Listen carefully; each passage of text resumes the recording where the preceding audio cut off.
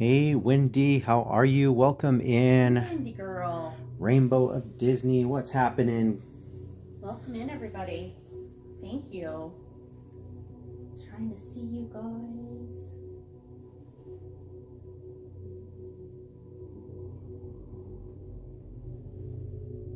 Got some bass in that sound, huh? Some ace of base. Ace of bass.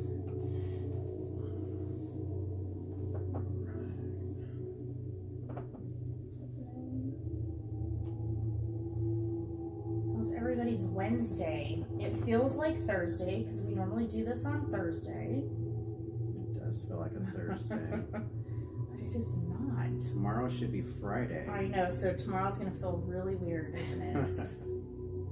Really weird. Sometimes I kind of have to back out and go back in. Y'all can thank us later, right? I know, sorry. That we messed up your work week. Alright, let's see what we have here. Give us just a second. We are firing up on all cylinders here. Okay. There we go. Are we live and in living color? We are live and in living color. Alright. Hey, Dracula Sanchez. Dracula Sanchez, already ready for the spooky season. Already taken place. I love this. Not even October yet. I know, he's Wolfman. Now we got Dracula. I love it.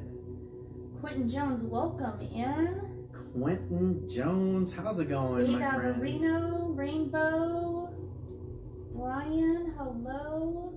I think out of all of them, Sanchez, I think that's my favorite one so far. Dracula Sanchez. And the profile picture. is perfect. That is It's perfect. on point. Justin, welcome in. Justin, what I is know happening, you folks? were at Downtown Disney checking out that Donald Duck merchandise. That was fun. Chrissy Craig. Wait, Justin was at Downtown Disney? He was at Downtown Disney. And you didn't tell us, Justin? He told you. You had to be paying attention. Oh my gosh. Chrissy My Craig, welcome goodness. in. Yeah, he was hanging out and doing a merch search. Merch search. A merch search. Perfect. I love it. I know. Silly Woolly. Sole Wole. Welcome Sole in. Wole. Sole Wole. I know. Sole Wole. Sole You Wole. have your own song. What's up? Gaming with James. Welcome You have in. your own song. Gaming Look with at James. these guys. Look at that LDF stickers going on in the chat. I'm loving that. Those are our membership stickers, I right? know. Look at that. Look how Fun beautiful is that? that looks. Who else is joining us today, guys? Welcome in. How many do we have in here right now? Again, if you are new here, we are the Living Dead family. We go to our local Southern California Disney parks. Of course, we love We're doing gifting memberships what? here. Gifting memberships. I know, we're gifting memberships. How did I do that? Well, I did that. My goodness. No. Guys, shout out to Living Dead Mom. Give her some love.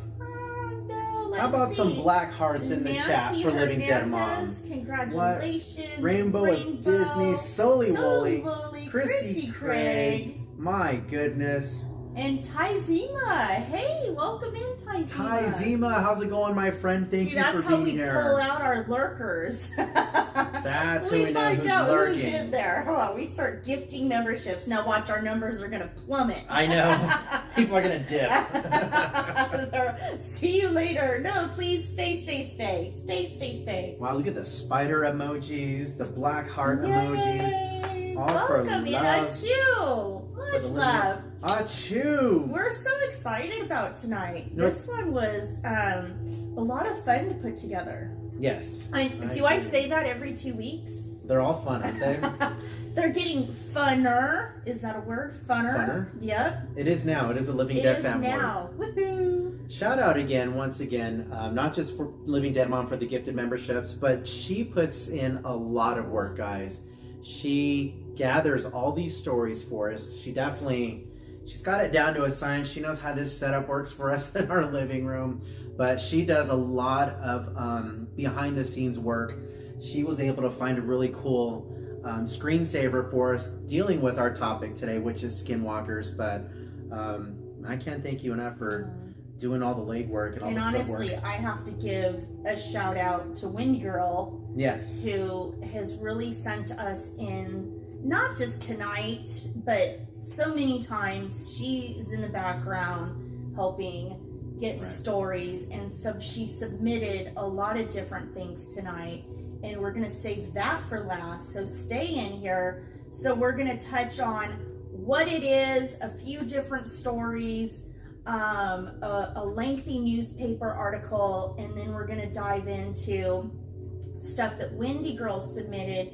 And even as awesome as that is, something equally as awesome, someone Windy Girl knows has his own account. And he, because this all gets tied in with the Navajo Indians, and you're going to be hearing some words over and over and over again, and he is Navajo Indian. Wow. And military. You know we love our military we love our stories. military, because those men and women, they are straight face, straight nose. They know. Yeah.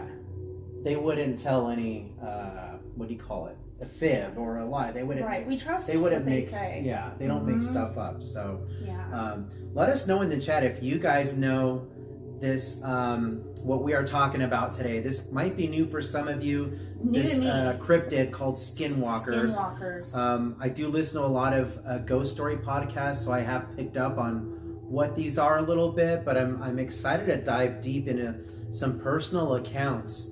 Again, shout out to Windy Girl with these stories. Hey, welcome in. Again, if you are new here, we typically do this on Thursdays, but we bumped it up to Wednesday this week. Yeah, we gotta make a trip out to LAX. One of our living dead daughters went on a vacation to Colorado, and so we gotta make the drive to LAX tomorrow. So we bumped it up today because we hate missing things if we don't have to. I know we've missed a few movie nights. We'll try and get back on track with that. It's just hard with work schedules. So, but we're gonna try. Maybe we move it up to different hours. It's summertime. The kids are gonna be out after next week. So we'll just kind of have to play with things.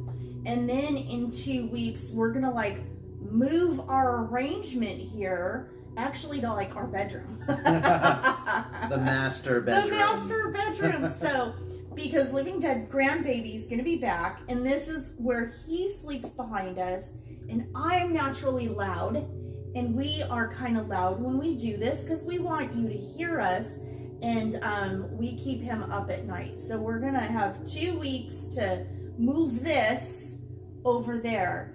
And so we're excited about that. Yes. And what else? What else are we doing? We've got a lot of really cool, just hang out with us for a second. Let people get in here. We've got 21 watching now. Thank you guys for joining us.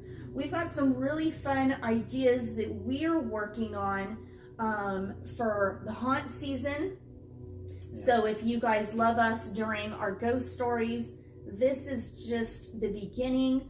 And then implementing some new things for the summer, leading us up to the haunt season. I would like to start doing some cemetery walks this weekend. I'm a really big cemetery chick. I've grown up spending time in the cemeteries. We've got a lot of loved ones, more than what one should have at this age, honestly, in the cemeteries. And so myself, I can't speak for everybody, but I spend a lot of time in them. Our daughter spends a lot of time because of her son that's there, but I would like to take it and go a different direction with it. So gonna be doing some cemetery walks, and I'm gonna try and tie it in with maybe some history and just making a day out of it. Be it we do it live or vlog style. We'll be in the parks a couple times next week. It's our last week in the parks for our summer break. We do not have the pass that gets us in during the summer. And honestly, I think it gives us a good time to get creative and bring new things. And so one of those I'm thinking are the cemetery walks. I love spending time in LA, Hollywood. We love the Hollywood Forever Cemetery. We have spent time at Forest Lawn in the LA area. And apparently a lot of you guys like Joanne's fabric. And right? And that's a whole nother thing is the summer is here and getting hot. We have a lot of Halloween stuff dropping everywhere right now. Yeah. And it's fun because I'm starting to see other people drop about Joanne fabrics, and it's like, dude, you're 2 weeks behind. We already were dropping We're already Joanne's on fabric. it. We're already on it. So if you hear of something and we haven't dropped it yet, please let us know. It takes this whole community to keep everything in motion. It's a lot of time every day to keep updated on, be it the parks.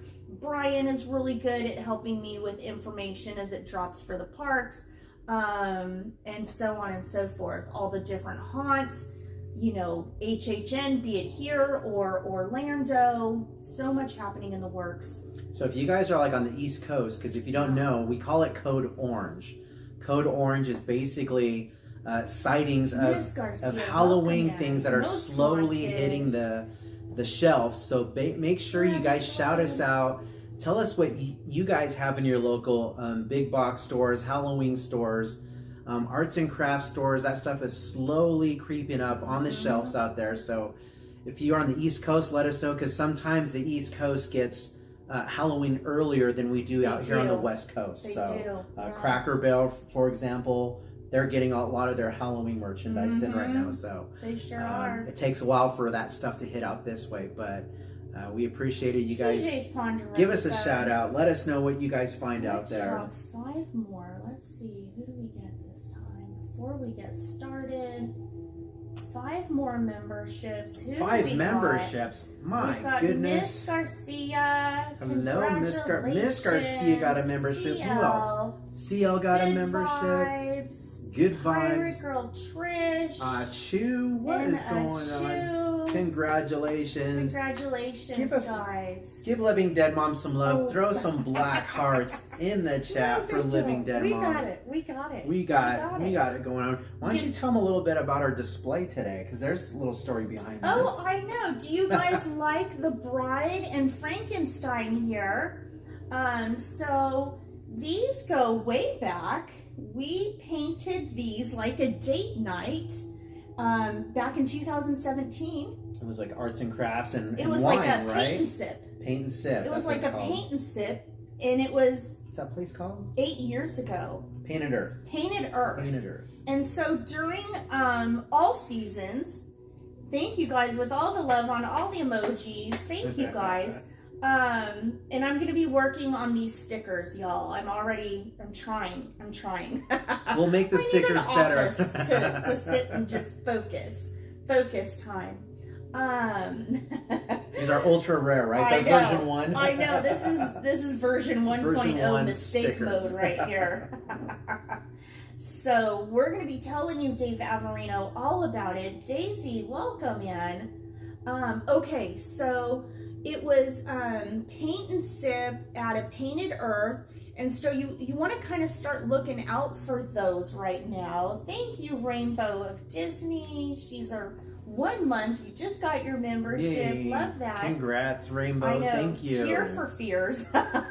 Tears for fears. A little play on words there. So I signed us up to do these because this is what they were doing that night, and obviously we love Frankenstein and Bride of Frankenstein, and we had the best time painting these plates that night.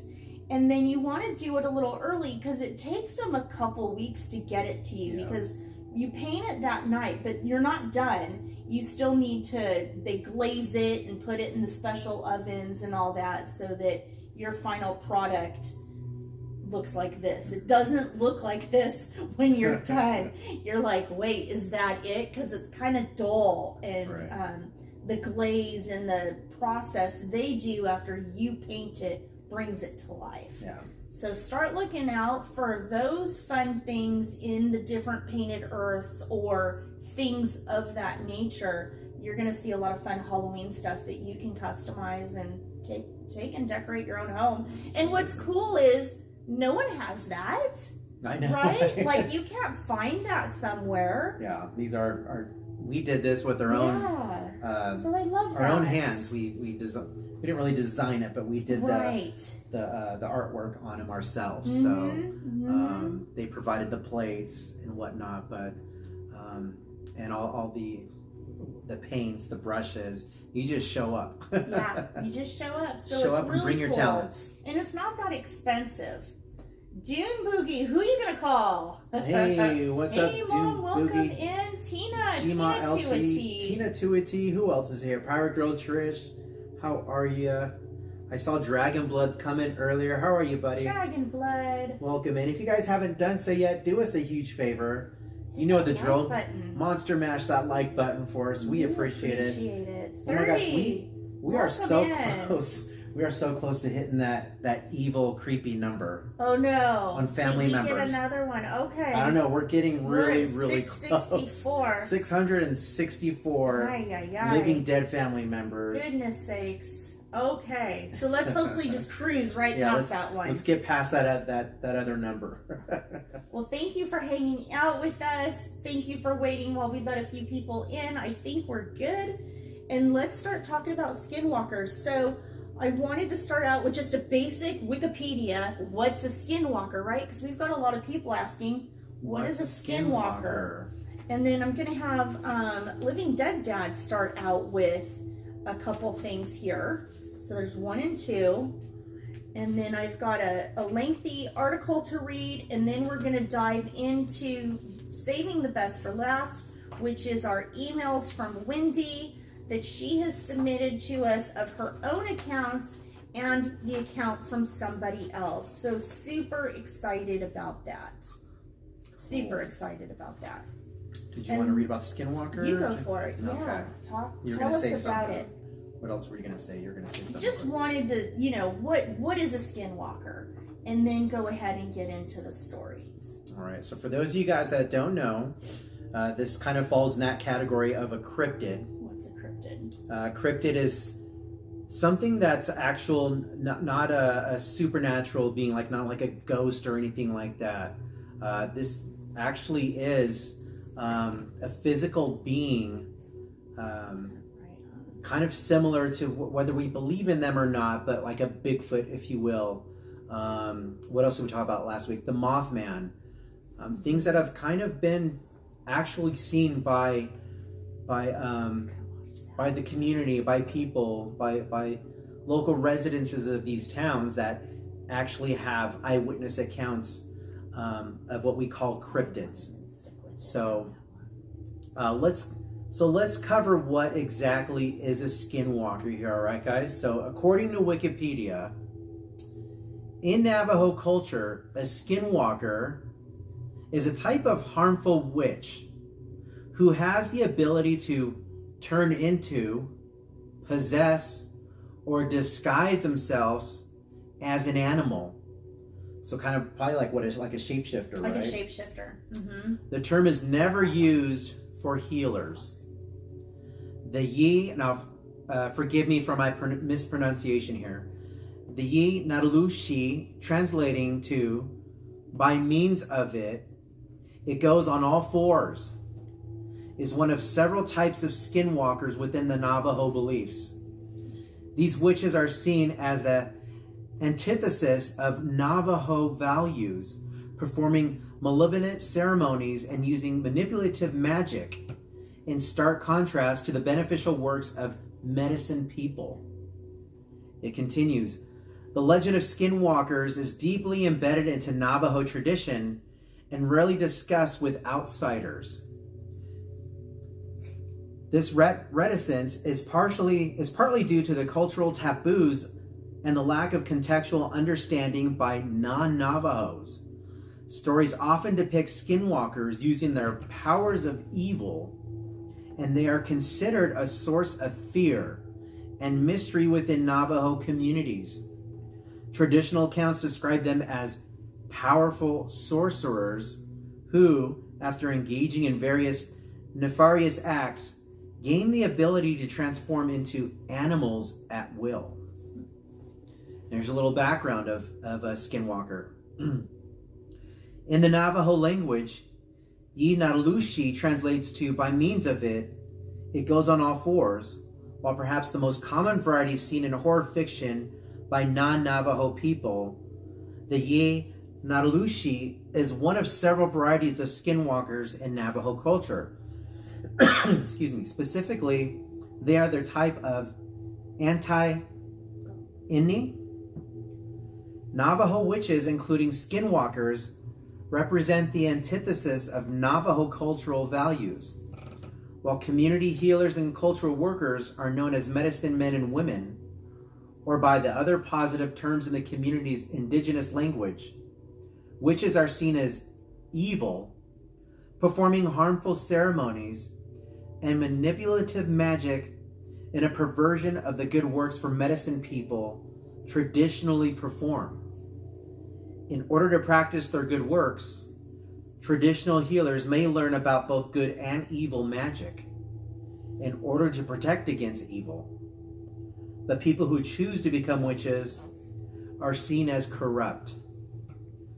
The legend of the Skinwalkers is not well understood outside of Navajo culture, both due to reluctance to discuss the subject with outsiders, as well as what Cherokee Nation academic Adrian Keene says is a lack of necessary cultural context the stories are embedded within. Traditional Navajo people are reluctant to reveal Skinwalker lore to non-Navajos, or to discuss it at all among those they do not trust. Keene, founder of the website Native Appropriations, has written in response to non-Navajos incorporating the legends into their writing, and specifically the impact when J.K. Rowling did so, that when this is done, we as Native people are now open up to a language of questions about these beliefs and traditions. But these are not things that need or should be discussed by outsiders at all. I'm sorry if this seems unfair, but that's how our cultures survive. Continuing on, here's a legend. Animals associated with witchcraft usually include tricksters such as the coyote.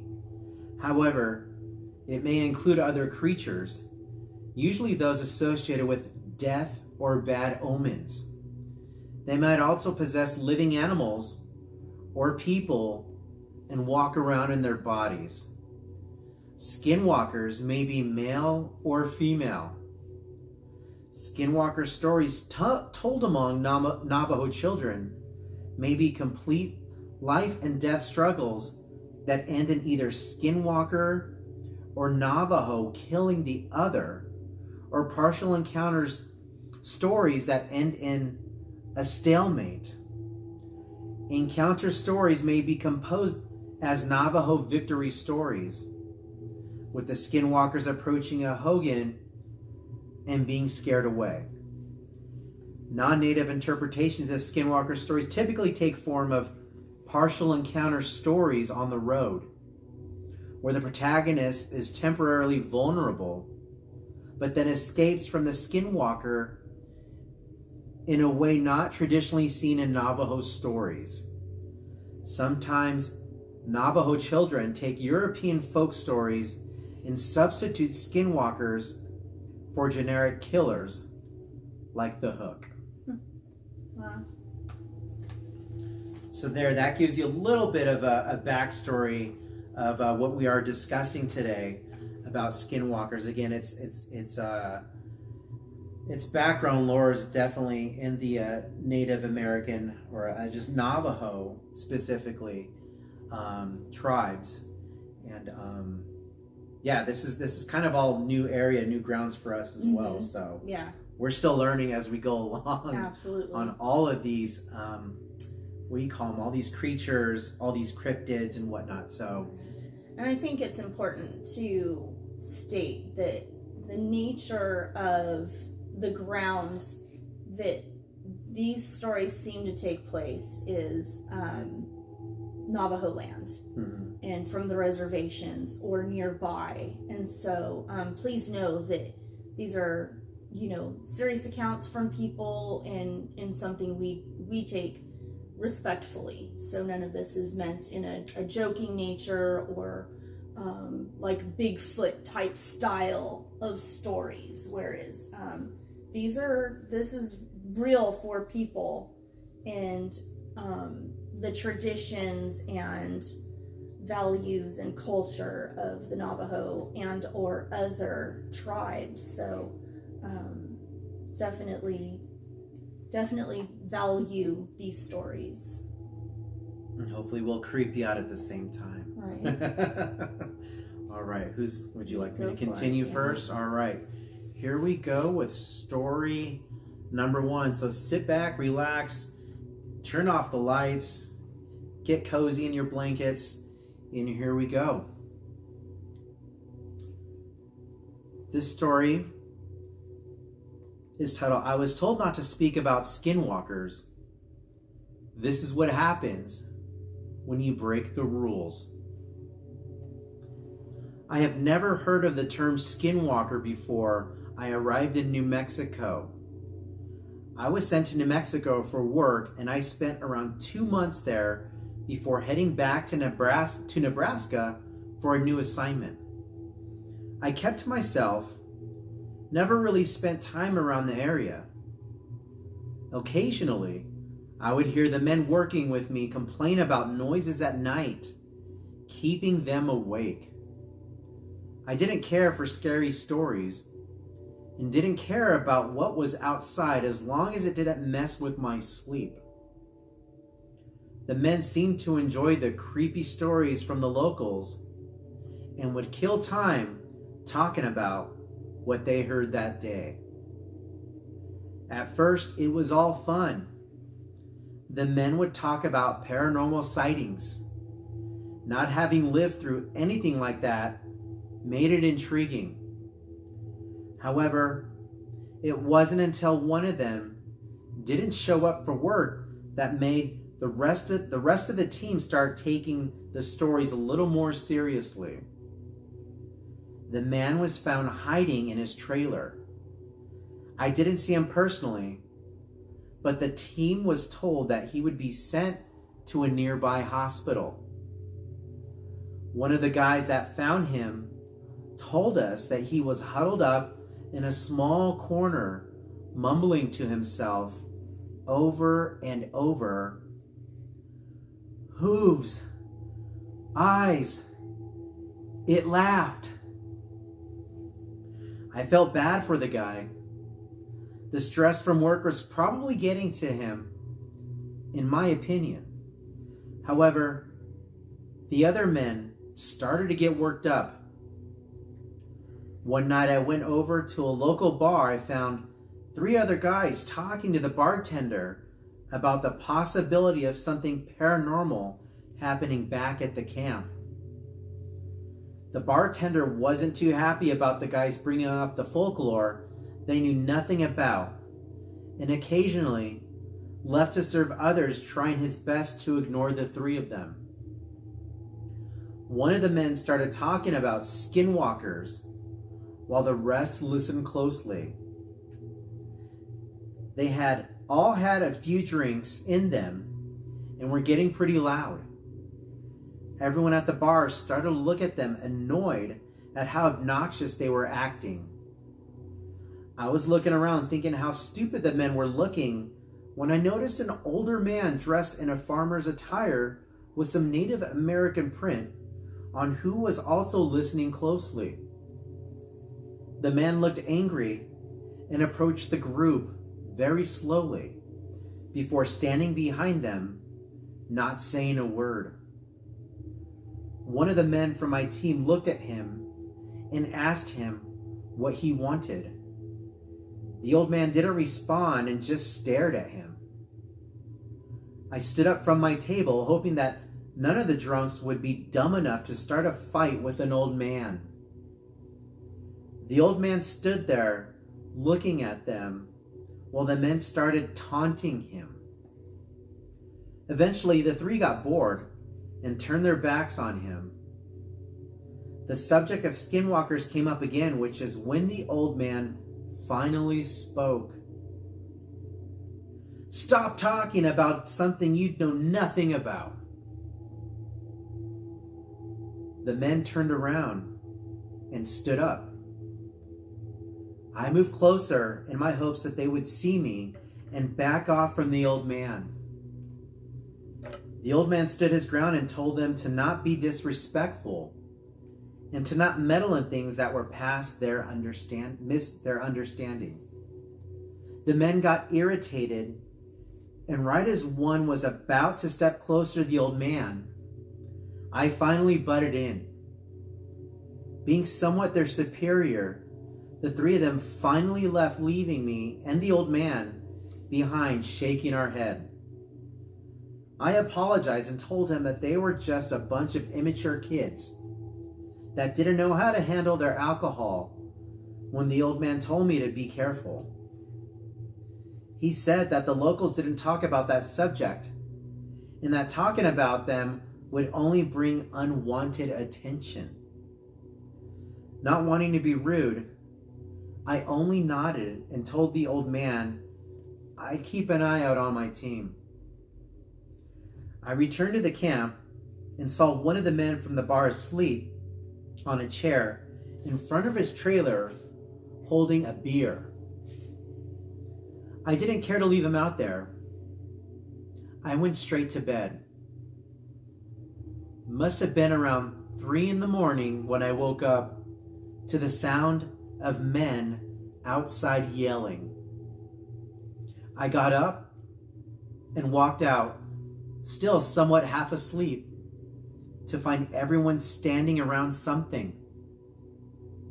I walked up only to become overwhelmed by a rotting stench and the horrific sight of a man who was asleep dead with his throat slashed.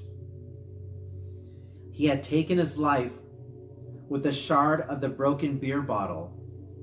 I walked away sick to my stomach while everyone stayed behind. I walked up a small path feeling sick and puked. When I was finished and was about to walk back, I heard something behind me. When I turned around, the darkness didn't allow me to get a good look up ahead, but I was able to make out something standing not too far from me. I thought it was perhaps one of the men who also had to excuse themselves from the crowd. However, the person up ahead was moving funny. I called out for the person to identify himself, however, heard no immediate response. The person was walking closer very slowly, and his body was jerking funny. He looked like a child learning how to walk. I called out once again for the person to identify himself, only this time there was a response. The voice of the person sent chills up my spine. The voice sounded inhuman, yet tried to sound as normal as possible. The body was twitching, which is what really frightened me. I started to step back and still deciding what to do when it spoke again. The words didn't make sense, and I couldn't understand what he was trying to say. It wasn't until he walked up and the moonlight hit his face when I realized it wasn't a him, but an it. The body was a mesh of what had been Carl, the man who had just seemed dead moments ago, and something goat-like. The skin looked stretched out, and the face looked like a mask. Its legs looked broken, and the feet, they weren't feet. They were hooves. I ran out there quick, looking back in hopes that it wasn't following me. Everyone was so confused on the body that they didn't notice me running into my trailer. I made a call to the local sheriff, who was already on his way after the call for Carl's death was made. I sat in my trailer, not knowing what to think or say or do. I waited until the sheriff arrived before going out. After Carl's death, a huge lawsuit was filed against our company for not finishing the job. However, no one would go back to work after a few more sightings of something inhuman emerged. I was one of the first men who was packed up and ready to go. I visited the local bar one last time in hopes of finding the old man I had spoken to before. I found him in his same spot, sitting and drinking. Before I even said another word, he started to speak. I warned them, can't go around talking about stuff like that and not expect anything to happen. I didn't say anything and asked him what I wanted to ask. Did he really take his own life?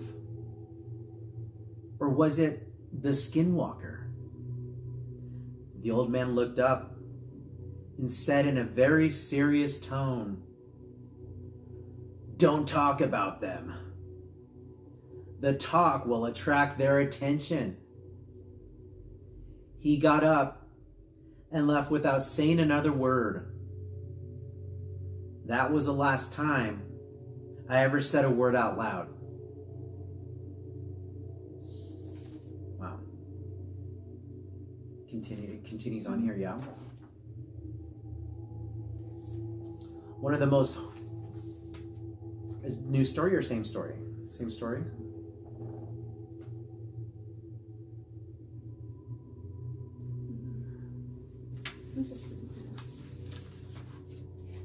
Sorry, guys.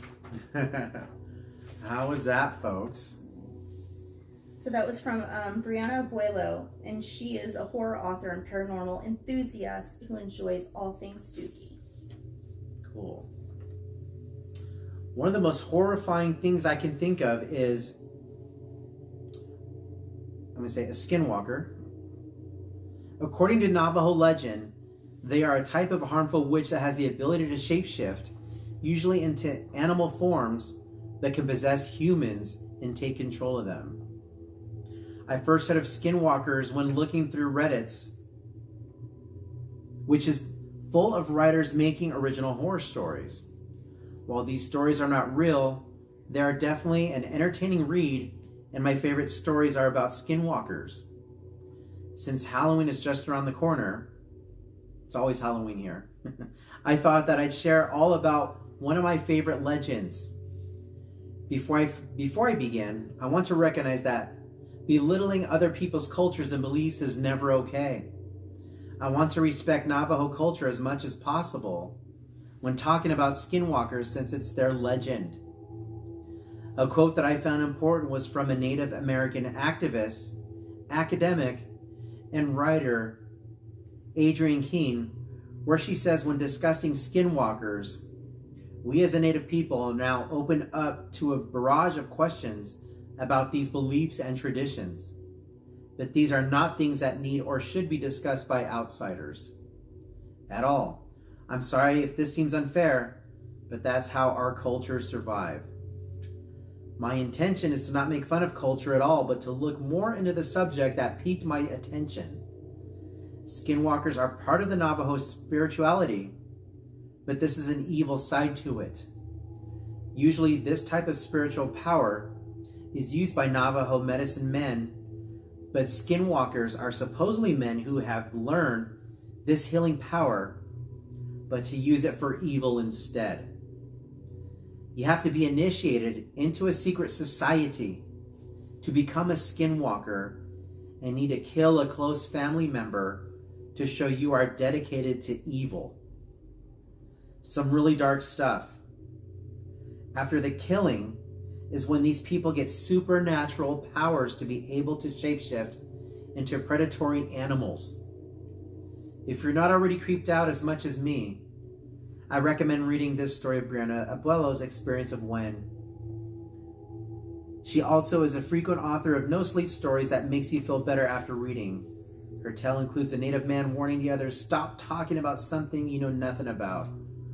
While I might take that advice, I do also want to say I don't disrespect the native cultures and their beliefs. It is something that outsiders might not fully understand and probably never will. I find it more appropriate to talk about skinwalkers in no sleep stories, since those seem to be more of a made-up thing, but still based on the original legend. However, you may still want to be cautious of the real thing. Wow. What'd you think about that one? That's pretty cool. I couldn't help but notice. And I don't know if it's something, I don't know, the air's different or, but your candle is burning so much differently than that one.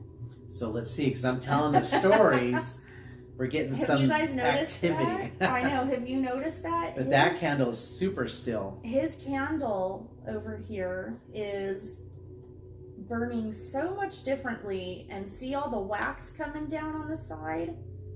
And then this one is just cool and calm and burning normal. There's no wax down the sides.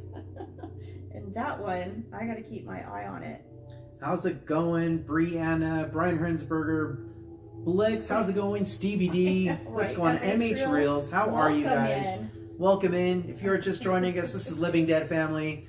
It is Ghost Story Night. We are talking about one of the cryptids that we've done research on is skinwalkers, and we got a few more good stories to tell you. So yes. So hang in there, because we still have a couple more. Are you done with yours? You still this have is one the more. other story right here. Okay, and then we still have another story, and then some submitted by our favorite. You see her all the time in here, Wendy. Wendy. Otherwise known as Windy Girl. Windy Girl. All right. Blix, welcome in. MH Reels, nice to see you. Stevie D, nice to see everybody in here. Again, we typically do this on Thursdays, but we bumped it up to Wednesday. So be sure to tune in to us every other Thursday. Hopefully we'll get caught up and do some more movie nights shortly. So how are you guys liking the story so far? What do you think about Pretty these? Are creepy these stuff. Creepy or what? Pretty creepy stuff. Yeah. I can't imagine seeing a physical being like that. I probably would just freeze. I don't know what I would do. I don't know if flight or flight would kick in. Tyson, welcome in. Hey Tyson, how's it going? Yep, you saw us at Disneyland. Yeah. Welcome in. Thank you for joining us.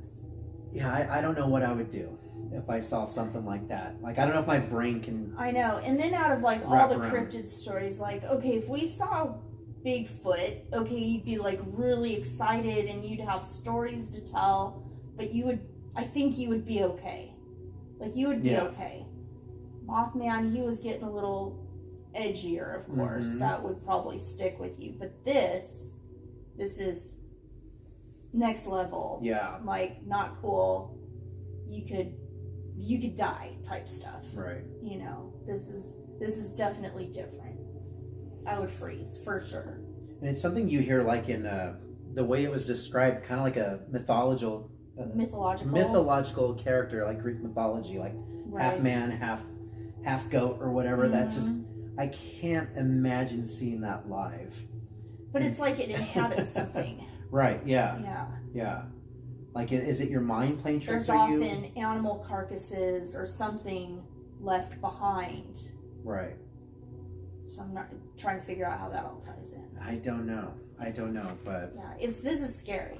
This is what nightmares are made of right here. Nightmares are made of. This is truly scary. This is definitely on the creep factor.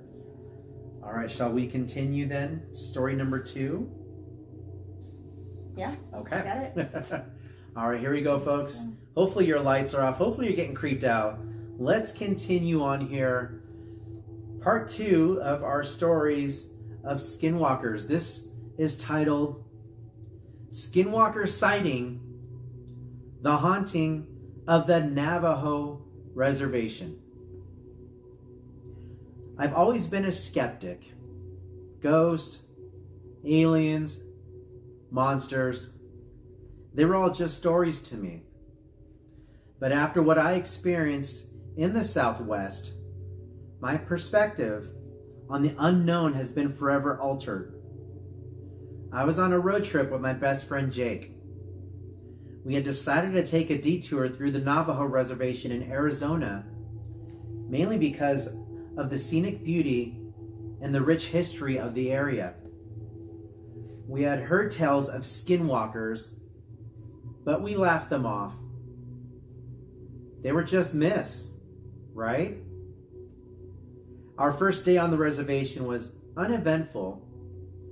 We visited a few local spots, interacted with some of the locals, and set up camp near a canyon. As night fell, we sat around our campfire, sharing stories and enjoying the serenity of the desert. Around midnight, Jake decided to turn in. I stayed up, mesmerized by the stars. The Milky Way stretched across the sky, and I felt a profound sense of peace. That is, until I heard it. A low, guttural growl echoed through the canyon. I froze, thinking it might be a coyote or a mountain lion. But then I heard a voice. It was distorted, as if someone was speaking through a broken radio. But it was unmistakably Jake's voice. "Come here," it beckoned. Confused, I turned to our tent. Jake was sound asleep. The voice called out again, this time from the opposite direction. I grabbed a flashlight and shone it towards the source.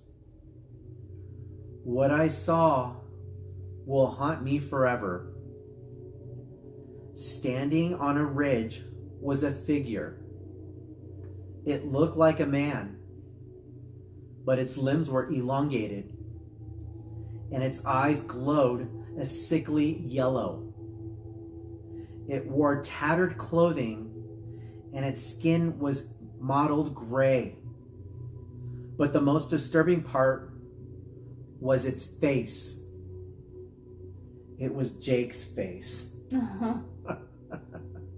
I stumbled back, my heart racing. The creature mimicked Jake's voice again. "Come here." It took a step towards me, its movements jerky and unnatural. Suddenly, I felt a sharp pain on my arm. Looking down, I saw a deep scratch, blood oozing out. The creature had marked me. I bolted to the tent, shaking Jake awake. "We need to go. Now," I hissed. As we sped away in our car, I glanced in the rearview mirror. The creature stood in the middle of the road, watching us, its yellow eyes glowing in the darkness. We didn't stop driving until we reached the nearest town. We checked in a motel, and I spent the night searching skinwalkers. The legends said they were witches who could take the form of animals or people, using their voices to lure victims. The next few nights were restless. I'd wake up to that same distorted voice calling my name, and the scratch on my arm seemed to burn and throb. It was clear that the creature had not only marked me, but was now haunting my every move. Jake and I decided to consult a local Navajo elder. He told us that by interacting with the Skinwalker, I had inadvertently invited it into my life. The only way to rid myself of its torment was to confront it and perform a purification ritual. With heavy hearts, we returned to the reservation. The confrontation with the Skinwalker was terrifying. But with the elders' guidance, we managed to complete the ritual. The haunting ceased, but the scars, both physical and emotional, remain. The Southwest is beautiful, but it holds secrets that are beyond comprehension. And I'll never set foot on the Navajo reservation again. To all of you reading this and listening to this, please be careful when you venture into unknown territories. Some legends are rooted in truth, and some nightmares are very, very real. Wow. That's what do you say to that one? Wow,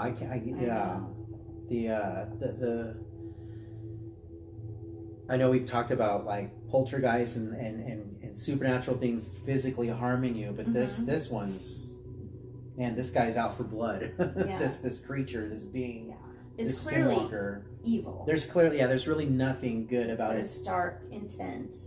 There's dark intent, whatever magic that it or they possess, it's not for the good, as was stated before, according to sources that we have mentioned. But yeah, there's nothing fun about these guys, that's for sure. I don't know if I would ever want to venture out there and search these beings out.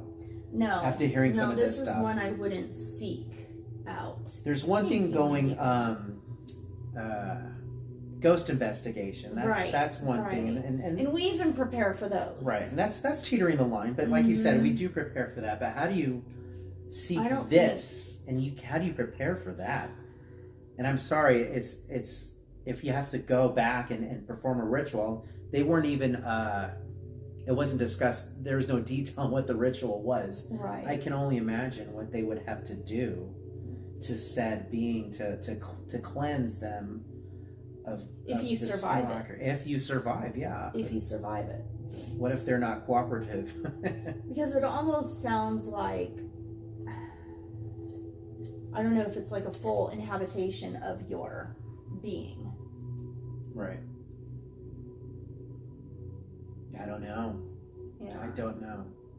Wow. But for something walking our earth to possess other people's voices and their looks, yeah, that's just beyond any type of powers I can ever imagine. That's stuff you would see in science fiction movies or stuff you read in books. Mr. Memby's. Hey, Mr. Memby's, are you guys creeped out as much as we are? Because man, this one will just kind of have me thinking all night. Yeah, there's sometimes we leave the table and then it's like you just have to sit with your thoughts and work it all out. Wow. You don't just fold up and go and leave it, Right. It just kind of keeps you up at night. Wow. It keeps you up at night.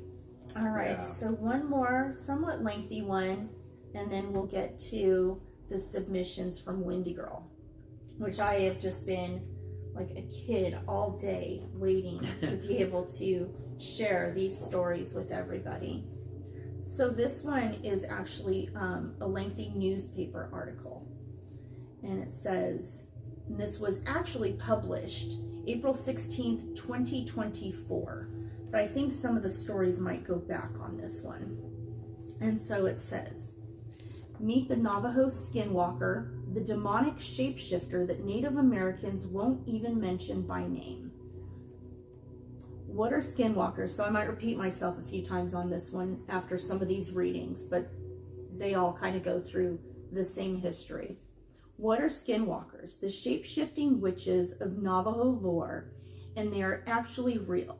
Inside the mystery of these mythical beasts, the legend of the shape-shifting entity known as the Skinwalker has largely been dismissed as a hoax. After all, is it difficult to believe that a humanoid figure has been transforming into four-legged animals and terrorizing families in the American Southwest for decades, if not longer? But while there's no scientific proof, The Navajo Skinwalker does have deep roots in Native American lore. As for the rest of America, it got its first real taste of the Navajo legend in 1996. A newspaper story chronicled a Utah family's traumatizing experience with the supposed creature that included cattle and disappearances, UFO sightings, and the appearance of crop circles. But the family's most distressing encounter with the fabled Skinwalker occurred one night just 18 months after moving onto the ranch. Terry Sherman, the father of the family, was walking his dogs around the ranch late at night when he encountered a wolf. But this was no ordinary wolf. It was perhaps 3 times bigger than a normal one, had glowing red eyes, and stood unfazed by 3 feet close range shots Sherman blasted into its side. The Sherman family weren't the only ones to be traumatized on the property. After they moved out, several new owners experienced eerily similar encounters with these creatures, and today the ranch has become a hub of paranormal research that's aptly renamed. While paranormal investigators probe the property with novel intentions, what they seek has a history that's centuries old. This is the legend of the Navajo Skinwalker. So what is a skinwalker? As the Navajo English Dictionary explains, that the skinwalker has been translated from the Navajo Yi-Naldulishi, forgive me on my pronunciation. This literally means, by means of it, it goes on all fours. And yes, Yi-Naldulishi is merely one of the many varieties of skinwalkers called Antihini. The Pueblo people, Apache, and Hopi also have their legends involving the skinwalker. Some traditions concerning Native American monsters believe that skinwalkers are born of a benevolent medicine man who imbues indigenous magic for evil. The medicine man is then given mythical powers of evil that vary from tradition to tradition. But the power of all traditions mentioned is the ability to turn into or possess an animal or person. Other traditions believe a man, woman, or child can become a skinwalker should they commit any kind of deep-seated taboo. In Native American lore, the skinwalkers are described as being mostly animalistic physically, even when they are in human form. They were reportedly near impossible to kill except with a bullet or knife dipped in white ash. Little more is known about the purported being, as the Navajo are staunchly reluctant to discuss it with outsiders, and most often even amongst each other.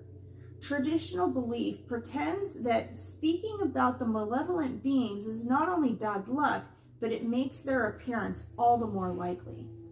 The skinwalker's name in the Navajo language, Yi-Naldulishi, translates to, by means of it, it goes on all fours. Native American writer and historian Adrienne Keene explained how J.K. Rowling's use of similar entities in her Harry Potter series affected indigenous people who believed in the skinwalker. What happens when Rowling pulls this in is we as Native people are now opened up to a barrage of questions about these beliefs and traditions, said Keene. But these are not things that need or should be discussed by outsiders. The 1996 incident at Skinwalker Ranch. There's a Skywalker Ranch, I know. too. I always get which confused. we were close to, yeah. In 1996, a couple of outsiders were introduced to the legend after a series of inexplicable events that occurred at their new ranch. Terry and Gwen Sherman first observed UFOs of various sizes above their property. Then 7 of their cows died or disappeared. One was reportedly found with a hole cut in the center of its left eyeball, another in its back end carved out. The cattle the Shermans did find dead were both surrounded by odd, chemical smell. Once found dead in a clump of trees, the branches above appeared to have been cut off. One of the cows that vanished had left tracks in the snow that suddenly stopped. If it's snow, it's hard for a 1,200 or 1,400 pound animal to just walk off without leaving any tracks, or stop and walk backwards completely and never miss their tracks, Terry Sherman said. It was just gone, and it was bizarre. Jeez. Perhaps the most terrifying were the voices Terry Sherman heard while walking his dogs late one night. Sherman reported that the voices spoke in a language he didn't recognize. He estimated that they came from about 25 feet away, but he couldn't see a thing. His dogs went berserk, barked, and ran back hastily to the house. After the Shermans sold their property, these incidents only continued, and the talk of skinwalkers intensified. After the 1996 incident, enthusiasts entered the scene to try and answer the big question: are skinwalkers real? UFO enthusiast and Las Vegas realtor Robert Bigelow bought the ranch for $200,000 in 1996. He established the National Institute for Discovery Science on the ground and put up a substantial surveillance.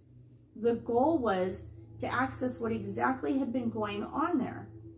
On March 12, 1997, Bigelow's employee, biochemist Dr. Colm Ketchler, spotted a large humanoid perched in a tree.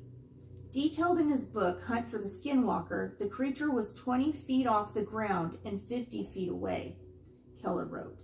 The large creature lay motionless, almost casually in the tree.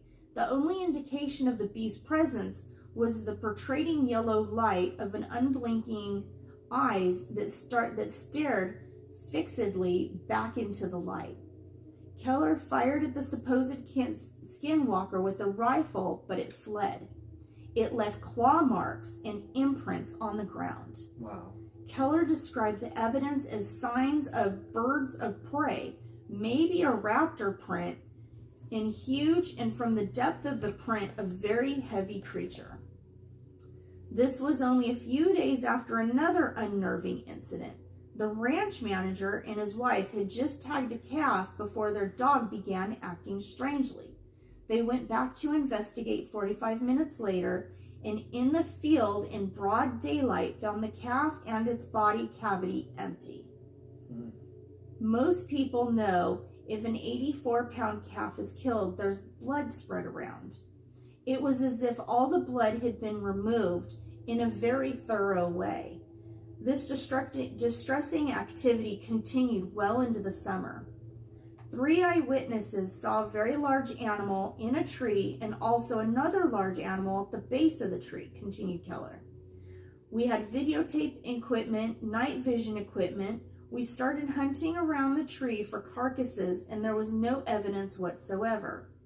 Ultimately, Bigelow and his research team experienced over 100 incidents on the property, but couldn't amass the kind of evidence that scientific publication would accept with credulity. Bigelow sold the ranch to a company called Adamantium Holdings for $4.5 million in 2016. Nevertheless, the research on Skinwalker Ranch is more sophisticated and secretive than ever. Skinwalkers in pop culture today. There are many stories about skinwalkers online in such forms as Reddits. These experiences commonly occur on Native American reservations and are allegedly only prevented by the blessings of medicine men. While it's difficult to discern just how truthful these accounts are, the descriptions are almost always the same. A 4-legged beast with a disturbingly human, albeit marred face, and orange or red glowing eyes. Those who claim to have seen skinwalkers also said that they were fast and made a hellish noise. Skinwalkers have crept back into popular culture through television shows such as HBO's The Outsider and the History Channel's upcoming The Secret of Skinwalker Ranch documentary series. For horror-centric programming, and virtually demonic being that roams the countryside is rather perfect. Ongoing research concerning the infamous Navajo shapeshifter. Since the talking of Skinwalker Ranch, Adamantium, the corporation, has installed equipment all over the property, including alarms, cameras, infrared, and more. Most alarming, however, are the accounts from company employees. According to Vice, employee Thomas Winterton was one of several who had randomly experienced inflammation and nausea after working on the grounds. Some had to be hospitalized with no clear medical diagnosis on their condition. This and the following account parallel some of the inexplicable events featured on sci-fi shows like The Outsider, as Witherton reported. I take my truck up the road and I start to get closer. I start to get really scared. Just this feeling that takes over. Then I hear the voice, as clear as you and me talking right now, that says, "Stop, turn around." I lean out the window with my spotlight and start searching, and nothing. Despite this dreadful experience, Winterton reported that he isn't leaving Skinwalker Ranch anytime soon. "It's like the ranch calls to you, you know," he said with a wry smile. After learning about the legend and stories about skinwalkers, read about the surprising true story of another mythical creature, the chupacabra. And we may head on that way. And there's another one also called the child-eating Wendigo. Wendigo, that's another one. Well, that's scary. The child-eating yeah, yeah, not the Wendigo, the child-eating Wendigo. You can't just leave the children alone, right? Wow. Yikes. Very creepy. Very, very creepy. What's crazy is how they how this skinwalker was able to clean up the mess. Yeah. Like, how is that even Drained possible? It without any with no evidence. residue, no evidence, Yeah. no blood or yeah. nothing. Yeah. That's Crazy? magic. that's something that's not human. Whatever that is. Hello everyone, Stevie D, Achu. Who else walked in here? I saw Victor earlier. How are you doing, friend? Victor Stevie unboxes D, the world. Scully Star Parker Fashions, Trish. Parker Trish, MH Reels. Right. How is everyone doing out there? You guys getting creeped out? We're getting chills reading these stories. I know. We're getting goosebumps, and we're getting ourselves freaked out I right now. think I need to watch like Dazed and Confused or a Disney movie or I know, something. we need to before put we go to on bed. Disney Plus before we call it a night, just to clear our minds of some of this Mean girl, are you creepiness still out in here. here, girlfriend? Mr. Membies. All right. So we have our next stories from our community. Mm-hmm. Y'all know her as Wendy, aka Wendy Girl. Wendy girl. She sent us quite a few submissions, so she's right? got one. She says, "Here's one for a start," and then it's followed up by a few other short ones, and then one from her friend that we told you about. Perfect. So I'll go ahead and start with, here's one for a start. Wendy girl, there she is. There she is. And before you start, just a reminder, if you guys have any other accounts, not just skinwalkers or anything like that, if you guys have any ghost stories, anything supernatural, again, UFOs as well. We haven't had any UFO stories yet. No. Maybe we can get into that here in the near future. But if you guys have any personal accounts, whether it's yourself, a neighbor, a friend, a family member, feel free to email us those stories at livingdeadfamily@gmail.com. Again, that's livingdeadfamily@gmail.com. Go ahead and submit that. Thank you, Wendy, for submitting, posting the link there. And you can either email it to us like our good friend Wendy did, or you can send it in as an audio file. We'll be more than happy to play it back for you on the live stream. Or if you were with us a few weeks ago, we had Bob from Berry Place 28. He was very kind and gracious to share his story and personal accounts of him working on the Queen Mary. And that was a really fun night. Stream. He's a good storyteller. He's an excellent storyteller. Again, if you missed that one, go back and watch that about 2 episodes ago of Ghost Stories with Berry Place 28. you don't want to miss that one. That was a really good, That fun was a episode. good So, one. anyways, take it away, Living Dead Alright. Mom. All right. And this is so cool because everyone in the chat here knows Windy Girl, so it makes it such a more personal connection when you hear these stories. Wendy says, here's one for a start. I've always been a skeptic. Ghosts, aliens, monsters, they were all just stories to me. But after what I experienced in the Southwest, my perspective on the unknown has been forever altered. I was on a road trip with my best friend Jake. We had decided to take a detour through the Navajo Reservation in Arizona, mainly because of the scenic beauty and the rich history in the area. We had heard tales of skinwalkers, but we laughed them off. They were just myths, right? Our first day on the reservation was uneventful. We visited a few local spots, interacted with some of the locals, and set up camp near a canyon. As night fell, we sat around our campfire, sharing stories and enjoying the serenity of the desert. Around midnight, Jake decided to turn in. I stayed up, mesmerized by the stars. The Milky Way stretched across the sky, and I felt I think I read the story. Did you? Oh no. I wonder why it did that. I'm like, this sounds very familiar, word for word. It's weird because I got this off of something else. Hang tight with this, guys. I mean, if you like the story so wondering if much, you can hear it again. Because this was off of Reddit. Interesting. Okay, we'll just keep going. Because some of it looks different. Okay. Some of it's the same, some of it's different. We'll have to figure this out. We'll have to figure this out, little girl. Where was I? Sorry. No, it's okay. Where was I? Jake decided to turn in. I stayed up, mesmerized by the stars. The Milky Way stretched across the sky, and I felt a profound sense of peace. That is until I heard a low guttural growl echoed through the canyon. I froze, thinking it might be a coyote or a mountain lion, but then I heard a voice. It was distorted, as if someone was speaking through a broken radio, but it was unmistakably Jake's voice. Come here, it beckoned. Confused, I turned to our tent. Jake was sound asleep. The voice was called out again, this time from the opposite direction. I grabbed a flashlight and Jake was sound asleep. The voice called out again, this time in the opposite direction. I grabbed a flashlight and shone it towards the source.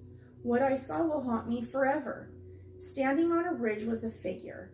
It looked like a man, but the limbs were elongated and its eyes glowed sickly yellow.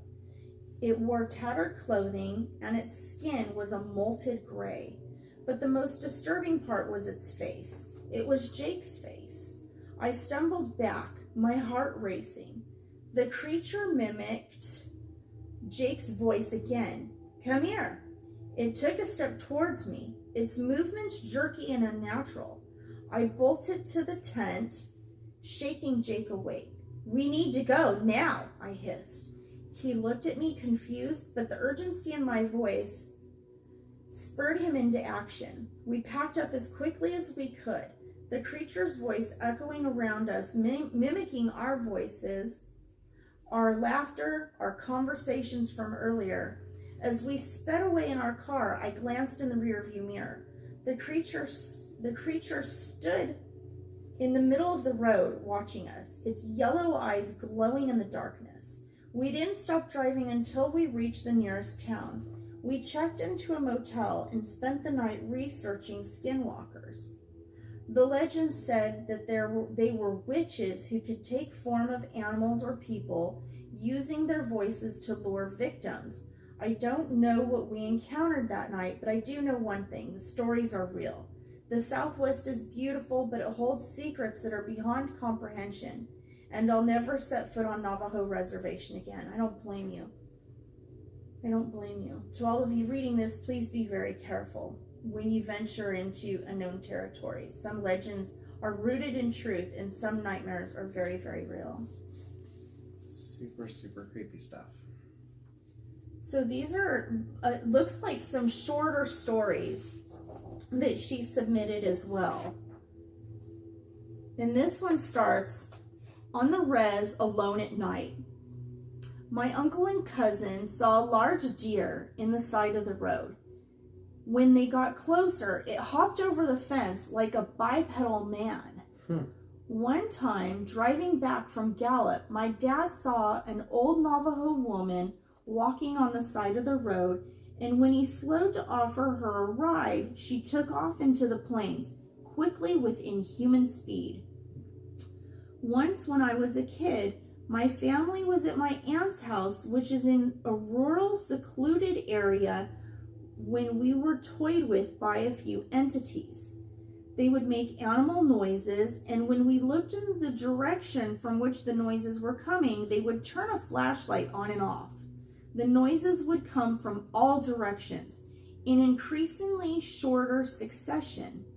Usually when I'm there on the reservation visiting, alone late at night, I will feel the presence of evil and dread. Panic and paranoia will wash over me. As sudden as it comes, it will leave. Wow. I can't imagine. Creepy. I can't imagine. You can talk about the feeling, but until you feel it, Yeah. it's just a story. Mm-hmm. We've definitely had those feelings before. Yeah. This one says, it moved like a toy rocking horse. My uncle is Mexican and Native American. This happened in the Mojave Desert in Southern California. He was driving around with his girlfriend late at night and saw something that looked like a huge black dog on the side of the road. He slowed down and the dog began crossing the road. Instead of walking like a normal dog would, this thing moved like a toy rocking horse. Jeez. He said it stopped in the middle of the road and stared right at them, and its eyes had a yellow glow or a red glow. My uncle is the most badass person I know, and it scared the crap out of him. Wow. Right?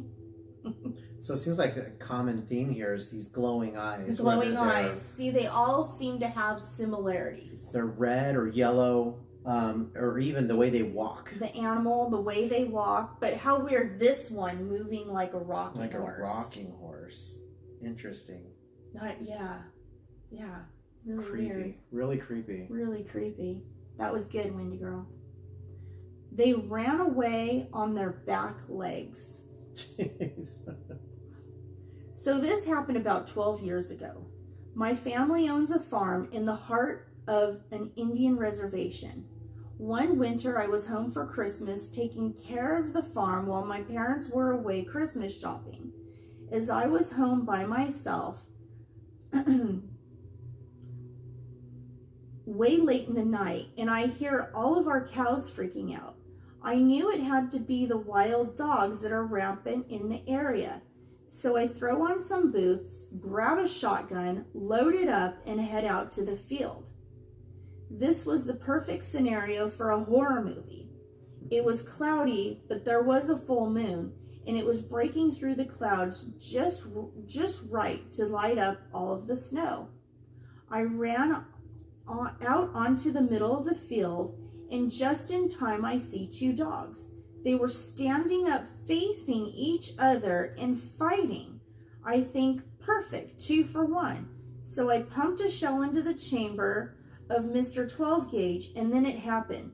The two dogs heard the rack, and they both stopped, looked over at me, and ran away on their back legs. Immediately I froze, and every ghost story about skinwalkers and all of the native legends I grew up with flew through my mind. Keep in mind, I'm a white guy, and up until then, these were all just boogeyman stories the native kids like to tell to scare us. That night, they became real to me. Wow. I can't imagine that visual. You're thinking you're looking at dogs. I think my legs would have come out from under me. Yeah. And then these dogs just run my away. legs would have come out from under me. Not on all fours. They ran away Like- on their hind legs. Wow. Yeah, I think Mr. Membies were going to be sleeping with the lights on tonight. Yes. They ran on their back legs. Wow. This one says, it was neither fully human nor fully animal.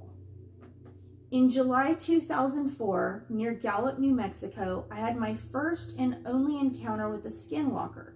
Before this, I used to say, I'll believe it when I see it. Well, I'm a believer now. What I saw was not full human nor full animal.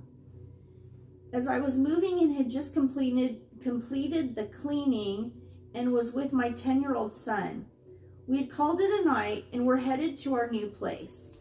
As we walked out the front door, I saw a figure move from behind my neighbor's car to a nearby tree that stood between our apartments.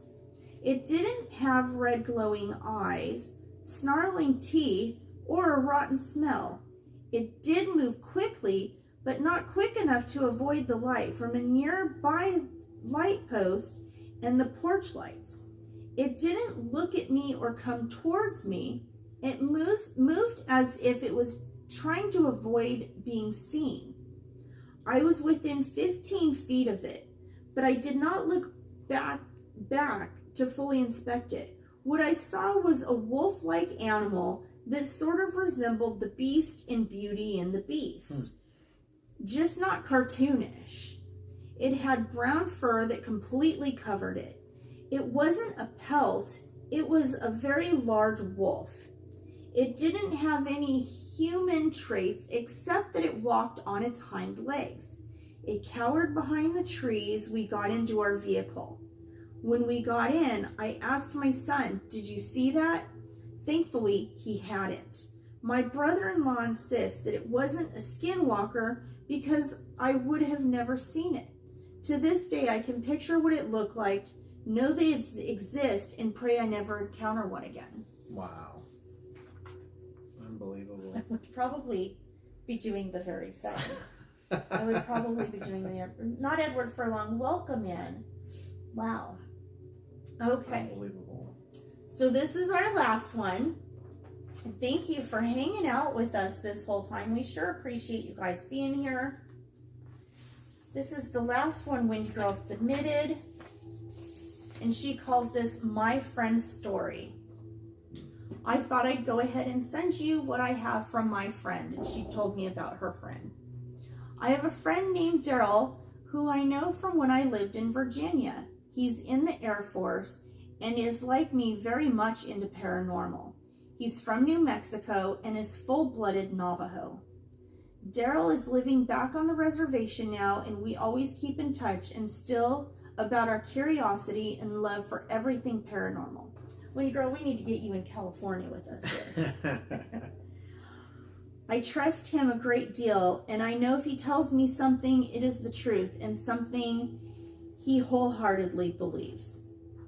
I remember years ago him telling me about skinwalkers on the Navajo reservation and how the people who live on the reservation fear them, and there are not many who doesn't have an experience with these things at some point. They are evil, he says, and also says, well, I think it's important to let your group know that skinwalkers are Navajo dying exclusively. There are 0 skinwalkers outside of the reservation unless the person is extremely skilled, and this is based on the power of the land. Additionally, skinwalkers are not creatures, but rather evil witches who use the power for bad ways. I hear so many stories of people driving at night and skinwalkers running alongside of the car at 65 to 70 miles per hour speeds, and the skinwalker is just jiggling the door handle while in motion. Holy cow. Jeez. People look back and see eyes following the car. They carry corpse powder and poison people. Daryl also says that you want to be in at night or you're just asking for trouble. These are to be feared and respected. He is scared to even discuss this for very long and says that the most people on the reservation feels, respects, and understand don't cross these things because it's evil and you want nothing to do with it. Daryl says it's easier to talk about when he's not close to the reservation. So maybe someday I will get more stories or firsthand information from him when he's in a more comfortable place to talk about them. He mostly just wants you to know the Skinwalkers on the Navajo reservation is a real problem and not a made thing. If you do like he says, respect, understand, and don't provoke, you will not have a problem. But if you put yourself in a situation where you cross these things, you will regret this. And just for your whole life. Like, you'll regret it for your whole life. I had that feeling, and that's why I was trying to share that in the beginning, was so that hopefully our tone wasn't misunderstood. That this is something to take seriously and not provoke and not joke. And not invite that into your world.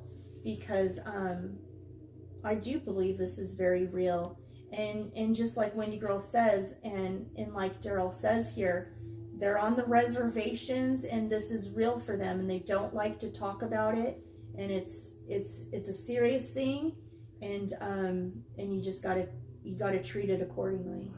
Now I have a question. If you're still there, Wendy Girl, or if anyone knows about Skinwalkers, do they only stay on the reservation? I think that's what this basically just said. Like, so they don't venture out into like the city, if you will. I don't think so. From what Daryl says here is that this is a Navajo reservation. Got it. That Skinwalkers are Navajo Dine, D-I-N-E exclusive. Wow. So was there something similar somewhere else? Who knows? But as far as, and I tried to keep the stories tonight in, Wendy Girl said the Navajo reservation is 27,000 square miles. And that encompasses, Utah, New Mexico, Arizona. It's a lot of different land. And that ranch we were speaking of, I believe, is in Utah. The Skinwalker? The Skinwalker Ranch. And so I tried to keep things, because you start getting stories from all over. Right. And so I was a little bit more skeptical about those. And so I was more drawn to ones that were in that area of the reservation. Yeah. Of the actual reservation. Wow. Yeah. Wow. They're on the reservation. They stay on the reservation. Stay on the reservation. Mm-hmm. That makes sense. Wow. Just creepy stuff. I don't know how you could live on the reservation. I guess you just get accustomed and used to it, and there's that mutual respect. You don't mess with them, they don't mess with you. Mm-hmm. But still, just the thought of knowing, and you don't go out late at night either. Mm-hmm. Like, just stay home. Man, how do you sleep at night on the reservation, knowing? I mean, even myself, and it wasn't Skinwalkers, but I used to work on the Kauai Indian reservation years and years ago. It's a very large reservation here in California, in between basically the San Diego and the desert, like Palm Springs, Palm Desert. And there's a road out there. It's called Highway 371, and it's kind of like a shortcut between Highway 15 and Palm Springs, and you start to go inland. It's a popular travel destination for campers. There's an area out there called Anza. We sell real estate out in the Anza area. But I remember, and I was literally in my early 20s, and I was a blackjack dealer back in the day. Loved dealing cards. It was a great job, especially when the oldest girls were young girls. I could work at night while they were in bed, and by the time I got home in the morning, and I got home in the morning as the sun was coming up, I was able to get them off to school and sleep. It was hard, but oh my God, I love dealing cards. That aside, there was, even on that reservation, a lot of stories that just seemed pertinent to that reservation. They would say, you won't hear this anywhere else. And the opportunity to get to know tribal members from that reservation, and be it because they worked there, they were, part of the board and controlled everything. But it really was neat to get to learn about the culture. Wow. And to be on that reservation for the 2 years that I was there. So I definitely believe that that might be exclusive to the Navajo, but who knows, maybe there's something else exclusive to other maybe reservations or areas. Wow. But they never shared with you anything like what we've read tonight, right? Like no. Any of those people. Because, they wouldn't typically share. And that's just it. I think that they just typically don't share. Yeah. Well, because they don't need other people to know about this stuff. No. There's no reason to. Yeah. Wow. Mm-hmm. Very creepy. Thank you again so much, Wendy Girl, for sharing those with us. We appreciate it. We have MH Real says they might have some stories for us too. So that's exciting. We can't wait to get really cool. Your stories and submissions and however you want to go about that, we can read them, or we can have you on here and you can tell them yourself or send a voice clip. However you want your story shared. They're your stories, and so you let us know how to share those. Or if there's even just personal stories you don't want to know who the sender is, just send it in anonymous. And we will just read it as is. And would be more than happy to read that. So, again, if you are out there, if you are new, welcome in here. We do these ghost stories about every other Thursday. Ghost stories, cryptids, UFOs, you name it. Anything on the paranormal aspects, head scratchers, things out of the ordinary, things that don't make sense, time slips, you name it. There's all kinds of weird things happening out in the world right now that we don't have answers for yet. So... there's even UFOs, alien sightings, things out in the sea. I forget, there's an acronym for that. Someone mentioned it last week. Submersive objects. I forget what the name was. Someone in the chat probably remembers what it is. But was that? anywho, something along those lines. If you guys have anything you'd like to share with us, please feel free to do so. It's livingdeadfamily@gmail.com. We would be more than happy and love to read your story. Thank you. USO. That is right. Christy Craig, thank you. There's all kinds of strange, unexplainable things out in the world out there. Clearly, we're not the only ones out there. There's some really supernatural things that walk amongst us. Or out in our skies, or wherever else they may be. Yeah. But wow, what a great week! What a great story! I know. That was very good. What did you guys think? If you guys like that, don't forget to give us that thumbs up. Let us know your feedback. We enjoy doing this as long as you guys enjoy being here. Again, next week I think we've got a couple days in the park, and then after that we'll be taking a park break, as our passes aren't good for the summer. But stay tuned with us. We are going to be doing some other things instead. There's some haunted places in Hollywood and LA, be it places to eat or otherwise, that we're going to visit. And definitely looking at doing some historical, one of the nice things about living where we live is we're next to Hollywood. And we have famous grave sites out here, from Marilyn Monroe to, I can't even begin to name them all. Movie stars to rock legends. And to be able to show you not just where they lie, but maybe where they lived, where they worked, where they dined, a lot of things that we can tie into. You know what else is good to go along the lines of that? A lot of movie locations were filmed out in Hollywood, Pasadena, a lot of areas here in Southern California where a lot of famous movies were filmed. So we possibly looking at doing that. Maybe do a live stream, maybe do a vlog. But also, for all you theme park lovers, don't worry, we also do Knott's as well. We'll be in Knott's. We'll probably be frequenting Knott's. There is also there's summer spectacular that they do. Summer nights. It's called Summer Nights. That's right. And that's just the thing. We love Knott's at night anyways. We like their entertainment. We like listening to the music. And the daytime isn't really our thing anyway. Yeah. We kind of like to come out when we're creatures of the night. When the sun goes down, it's summertime. It's hot. The kids. It's a lot of work. Yeah. It's a lot of work. There is a day. I think in June it's going to be Bats Day at the beach.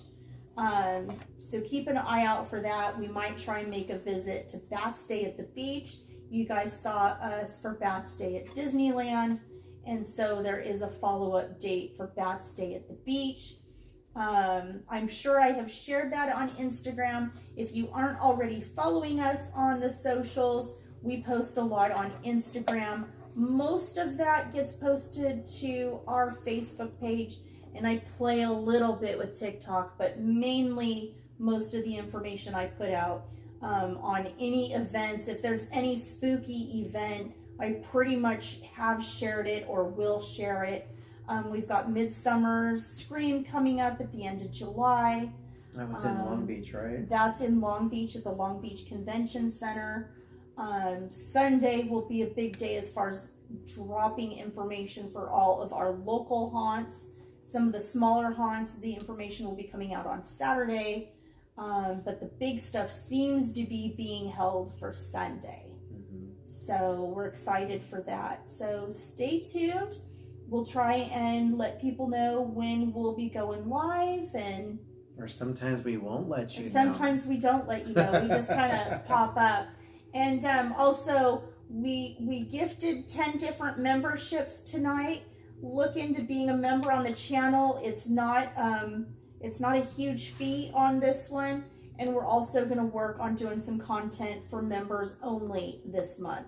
So keep an eye out for that as well.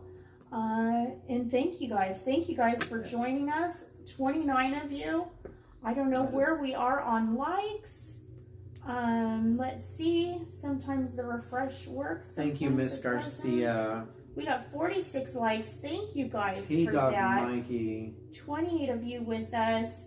Chris, Craig, Chrissy, a Chew, Scully Star Fashions.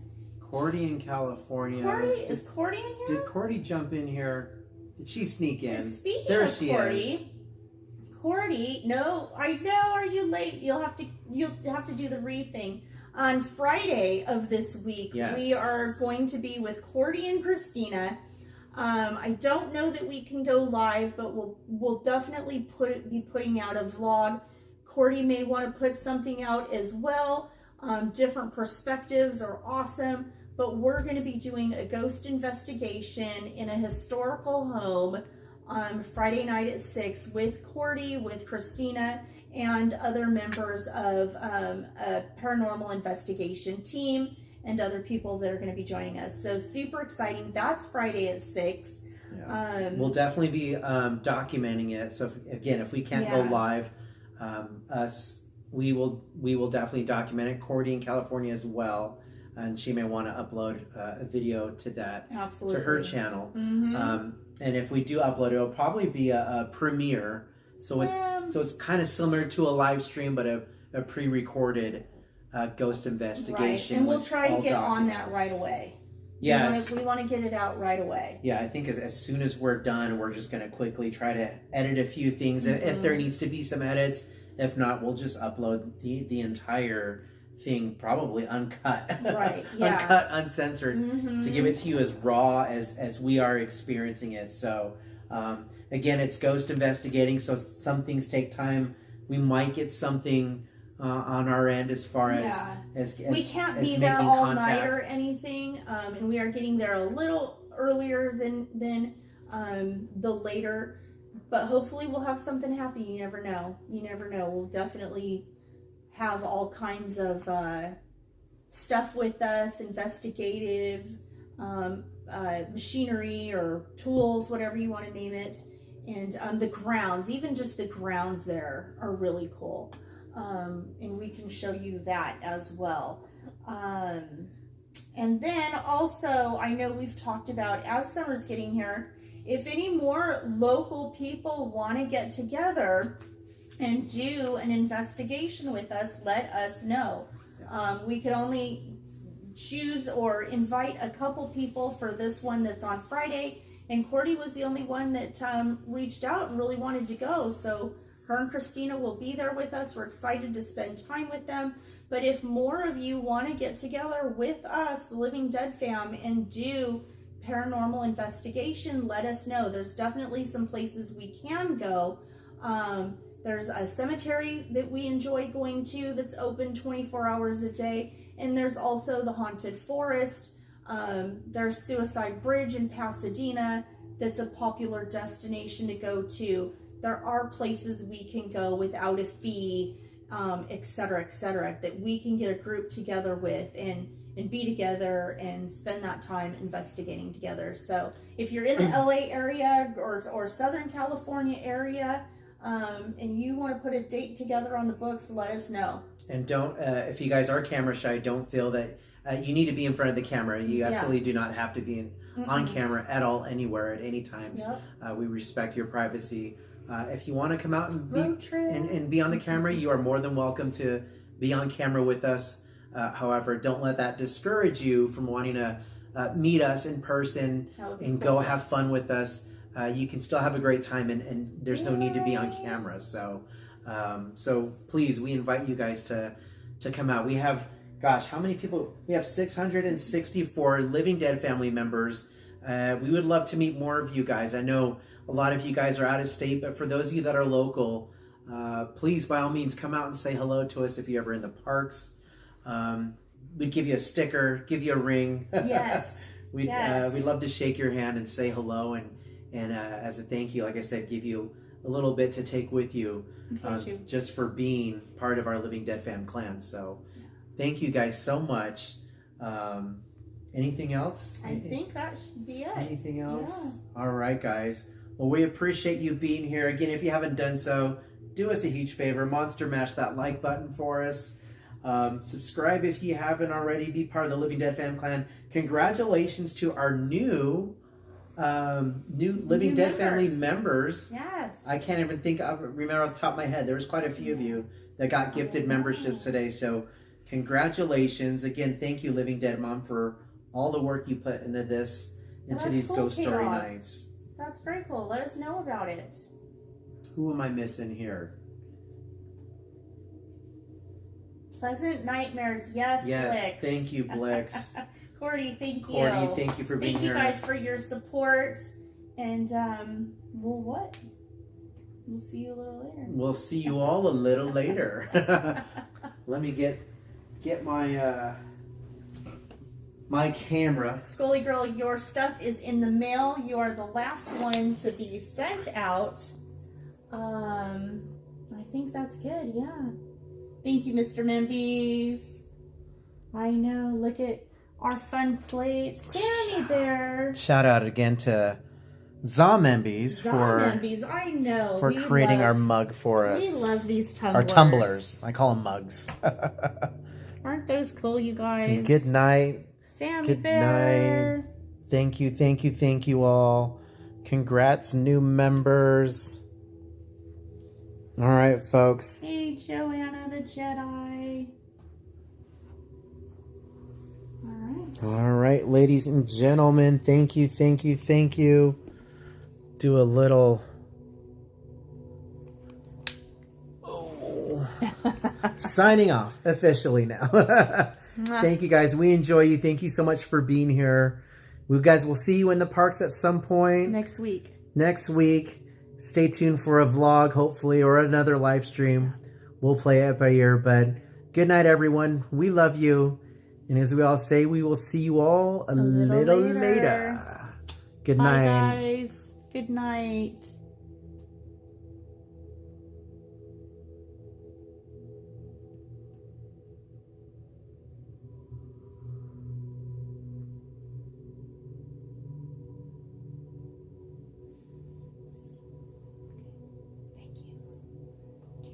that.